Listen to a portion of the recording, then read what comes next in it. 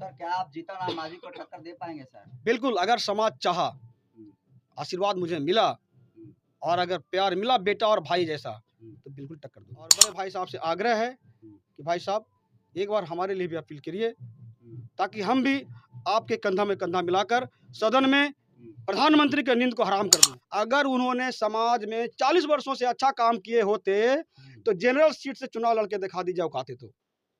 Reservation क्यों? मांझी जी को challenge कर रहे हैं। रिजर्वेशन क्यों?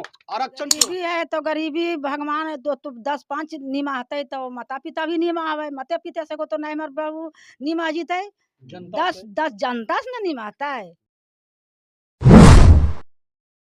दोस्तों 2024 लोकसभा चुनाव का जो है बिगुल फूका जा चुका है। अलग अलग फेज में जो है नामांकन हो गए हैं और चुनावी जो रणनीतिकार है वो मैदान में उतरकर जो है रणनीति बना रहे हैं और तमाम धन बल बाहुबल के जो लोग हैं एक से एक बढ़कर जो है प्रलोभन और घोषणा पत्र जो है अपना दिखा रहे हैं। फिलहाल लोकसभा के जो चुनावी यात्रा है जिसको चुनावी पहिया बोलते हैं, जनतंत्र खबर की पहुंची है बिहार के गया लोकसभा क्षेत्र में, जहां पर आपको बता दूं कि ये जो गया लोकसभा सीट है वो जो है रिजर्व सीट है अनुसूचित जाति के लिए। यहाँ पर सिर्फ अनुसूचित जाति के लोग ही जो है चुनाव लड़ सकते हैं। तो यहाँ पर आपको बता दूं कि पूर्व मुख्यमंत्री जीतन राम मांझी जो है एनडीए के तरफ से उतारे गए हैं और इंडिया अलायंस के तरफ से कुमार सर्वजीत पासवान उतारे गए हैं और इधर बीच जो है एक निर्दलीय प्रत्याशी है जिनका नाम अशोक कुमार पासवान है और अशोक कुमार पासवान का ये घर है, देख सकते हैं, दिखाइएगा सुनील जी, बिल्कुल खपरेले का घर है और बेहद ही गरीब परिवार से अशोक कुमार पासवान जो है इन ताकतों से लड़ने के लिए निर्दलीय प्रत्याशी के रूप में खड़े हैं। चंद्रशेखर आज़ाद की जो संगठन और जो पार्टी भीम आर्मी और आज़ाद समाज पार्टी है उसके साथ भी जुड़े हैं, लेकिन फिलहाल जो है अभी निर्दलीय प्रत्याशी के रूप में गया लोकसभा से लड़ रहे हैं। आइए उनसे बात करेंगे और उनके थोड़ा घर की स्थिति को भी दिखाइए। देखिए बहुत सारे लोग कहते हैं कि जो चुनाव है पैसे वाला चुनाव है, लेकिन देखिएगा कि जो अशोक जी हैं ये जो है देखिए घर कैसा है, थोड़ा दिखाइए, जो है खपड़े नुमा जो है इनका घर है और चुनाव लड़ रहे हैं। सर इतने आप गरीब परिवार से बिलोंग करते हैं और आप चुनाव मैदान में जो है बड़े बड़े धनबल और बाहुबली के खिलाफ में आप उतर गए हैं, क्या कहेंगे? सबसे पहले आपका धन्यवाद। और हमें विश्वास है सर कि गया लोकसभा में जितने विधानसभा हैं सभी जनता एक विकल्प ढूंढ रही थी और वो गरीब और अमीर नहीं देखता, वो देखता है कि हमारा काम कैसे हो, समाधान कैसे हो। मैं बता दूं सर कि जहां मैं खड़ा हूं ये गांव का नाम है ग्राम पाती, पोस्ट बहसा पिपरा, थाना फतेहपुर, प्रखंड टनकुप्पा और विधानसभा क्षेत्र बोधगया है। यहां से आदरणीय कृषि मंत्री जो हैं पूर्व में रह चुके हैं, जो अभी वर्तमान में लोकसभा के प्रत्याशी हैं सर्वजीत कुमार जी, उन्हीं का ये विधानसभा क्षेत्र है। आप देख लीजिए राजनीतिक पहचान यहीं से उनकी शुरू होती है। आदरणीय पूर्व मुख्यमंत्री जो रहे हैं जीतन राम मांझी साहब, उनका भी राजनीतिक शुरुआत यही विधानसभा से हुआ था और अगर समाज आशीर्वाद दिया मुझे तो उनका अंत यही होगा। अंत करेंगे सर्वजीत जी का और जीतन राम मांझी का, क्योंकि उन लोगों ने समाज को छला है, धोखा दिया है और केवल पैसे वालों की मदद करते हैं, गरीब को नहीं देखते। आपके सामने वर्तमान स्थिति हमारी देख लीजिए। मैं समाज से आशीर्वाद मांगते हैं तो 10 रुपया मांग रहे हैं और वोट मांग रहे हैं। अगर आपको अच्छा लगे तो हमें दीजिए, ना तो किसी और को दे सकते हैं, कोई विकल्प नहीं। समीकरण क्या होगा आपका? जो हमारा समीकरण है, हम अंतिम शोषित वंचित की आवाज बनेंगे और उनसे आग्रह करेंगे कि आप बहुत दिन ठगाए हैं, अब मौका नहीं है। सर ये जो सुरक्षा कर्मी मिले आपको कब मिले? आदरणीय डीएम साहब ने कहा कि अब आप प्रतिनिधि के रूप में आ गए हैं और हमारी भी और बिहार सरकार और केंद्र सरकार भी जिम्मेवारी बनता है कि आपको सुरक्षा दिया जाए, क्योंकि सुरक्षा और न्यायालय जो है सर, न्याय जो है गरीब अमीर नहीं देखता।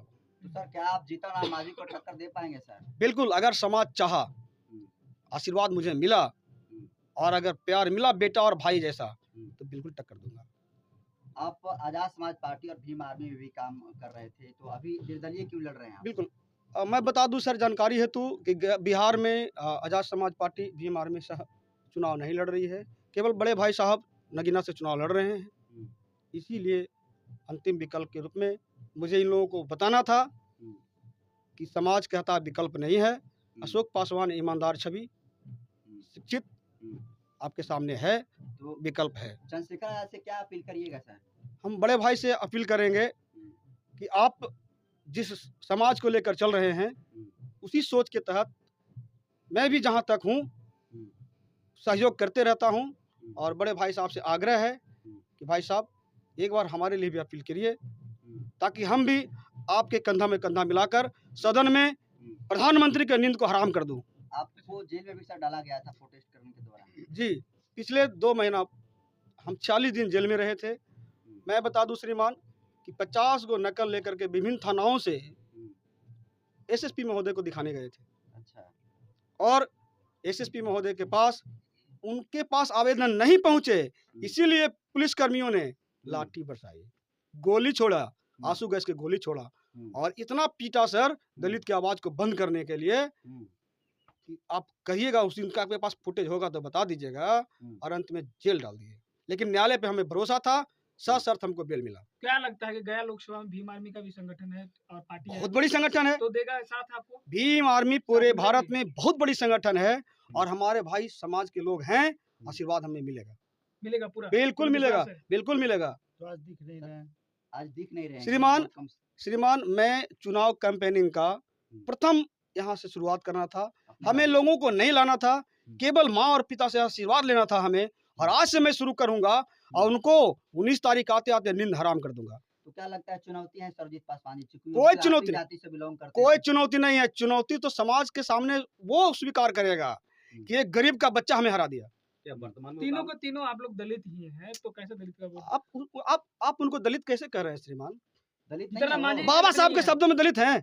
उन्होंने कहा था कि जो आरक्षण का लाभ ले चुका है और संपन्न हो गया है, स्वतः आरक्षण छोड़ दे और दूसरे का मौका दे। क्या ऐसा उन्होंने किया? अगर मैं एक अपील कर रहा हूं, अगर उन्होंने समाज में 40 वर्षों से अच्छा काम किए होते तो जनरल सीट से चुनाव लड़के दिखा दीजिए औकाते तो। रिजर्वेशन क्यों? मांझी जी को चैलेंज कर रहे हैं। रिजर्वेशन क्यों? आरक्षण क्यों? आरक्षण किसको मिलता है? शोषित, वंचित, पीड़ित, बेजुबानों के जुबान बनने के लिए आरक्षण की व्यवस्था किया था बाबा साहब ने, और उनको उसको उन लोगों ने पी लिया, हड़प लिया, और हम जैसे गरीबों को जगह नहीं देता। ठीक है, क्या कहेंगे माता जी? आपके बेटे जो है ऐसी गरीबी में गरीबी है तो गरीबी भगवान दो तो 10-5 निमाहते तो माता पिता भी निमावे, माता पिता से को तो नहीं मर बाबू निमा जीते 10 जनता से न निमाता है। तो यही हम आशीर्वाद दिए कि 10 जनता हमार बाबू के अच्छा चाहे, अच्छा करे, वोट दे। वोट दे।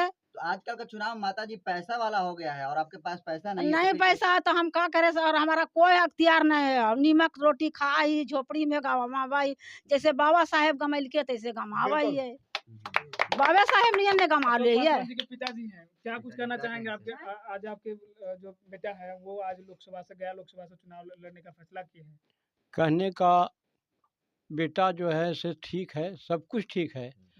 यहाँ का स्थिति आप लोग भी देख रहे हैं क्या स्थिति है। जी।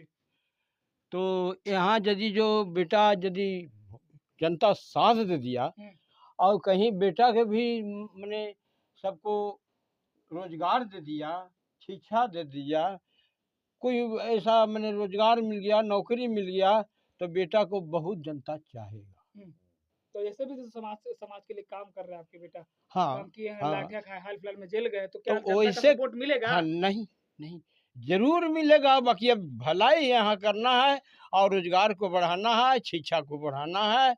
और यहाँ कबो हम बेटा हमको कभी भी कुछ कहेगा तो हम काट देंगे, कटिंग करेंगे।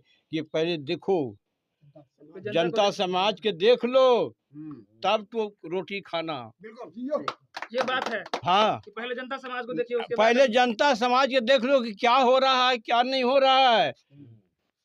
उसके बाद में तब खाना रोटी कि हाँ हमारी जनता सब ठीक है। खुश है, जिस जनता खुश है तो फिर नेता खुश है। जिस जनता से हम आशीर्वाद से आए हैं, उस आशीर्वादी को पूरा हम करेंगे और करवावेंगे।